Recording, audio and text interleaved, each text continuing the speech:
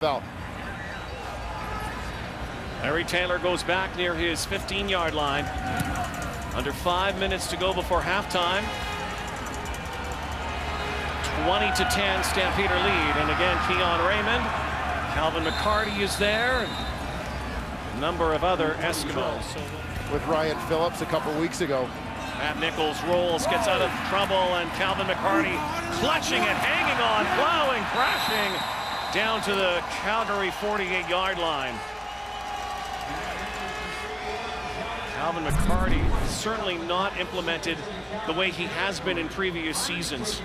Calvin McCarty back in 2008 led all Canadian Football League running backs in receptions. You would think with the trend that we've seen this year towards getting running backs so involved in the passing game that McCarty might be one of those guys who would be a bigger part of his team's offense. But through this season, Eskimo veteran limited to just 3. And the Stampeders with a short kick here. Calvin McCarty clutches it. They hurt when they see those numbers. Matt Nichols having a very good night here. Calvin McCarty. Matt Nichols in the first close games, and you may argue that Ricky Ray might have changed the outcome of some of those. Well, now Grant Shaw has an opportunity for a little bit of redemption against the Calgary Stampeders. Check. Bad hold. Is botched. And the Eskimos are going to give the ball back. And it has been a nightmare.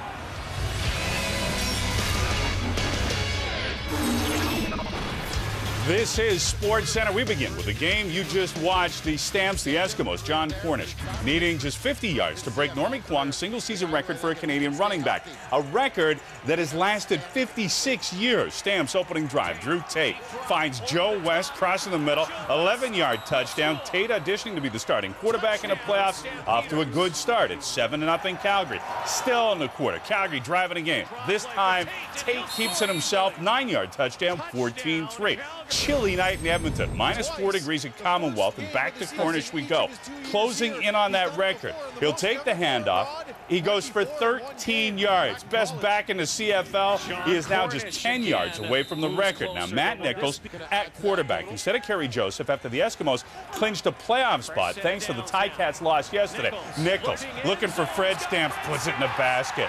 An Eskies win combined with a Ryder loss on Saturday would mean that Edmonton would visit Calgary in the West semifinal. An Eskies loss, they'll face the Argos. Still before the half, Nichols to Kerry Coke, 40-yard touchdown.